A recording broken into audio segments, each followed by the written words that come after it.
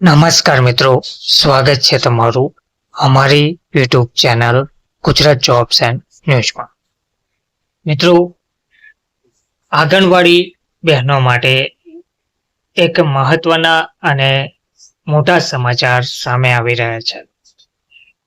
આંગણવાડી બહેનો જે ઘણા લાંબા સમયથી પગાર વધારાને લઈને માંગ કરી રહ્યા છે, તેમજ સરકારી કર્મચારી ગણવા અને વર્ગ 3 વર્ગ 4 સમક્ષ તેમને પથ્થા તેમજ પગાર ધોરણ ચૂકવવા માટે લાંબા સમયથી માંગ કરવામાં આવી રહી છે અને હાઈકોર્ટ દ્વારા તે અંગે ચુકાદો પણ આપવામાં આવ્યો છે.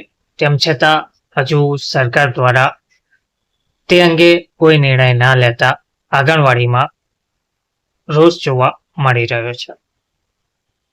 રાજ્યની આંગણવાડી બહેનો એક દિવસ માટે સામૂહિક હડતાલ પર ઉતરશે તેવું કહેવામાં આવી રહ્યું છે.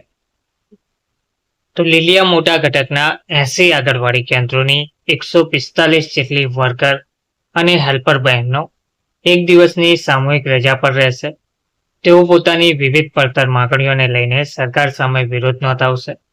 મુખ્ય માંગણીઓમાં 2018 પછી વેતન વધારો ના થયો હોવાનો આ એક મોટો મુદ્દો જોવા મળી રહ્યો છે. આ ઉપરાંત રાજ્ય સરકારના પરિપત્ર છતાં વધારાની કામગીરીઓ જેવી કે પોષણ ટ્રેકર, લાભાર્થીઓના કેવાયસી અને દર મહિને ફોટો કેપ્ચર જેવી FRS કામગીરીનો વિરોધ કરવામાં પણ આવી રહ્યો છે.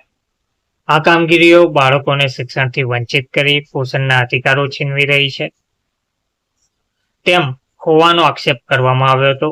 ગુજરાત આંગણવાડી કર્મચારી સંગઠન, જે રાષ્ટ્રીય ટ્રેડ યુનિયન સીટુ સાથે જોડાયેલું છે, તેમણે ચૂંટણી કામગીરી BLO સોંપવાનો પણ વિરોધ કર્યો છે.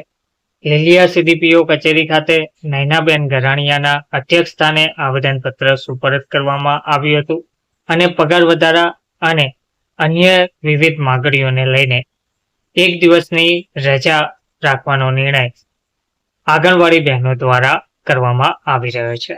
ધન્યવાદ.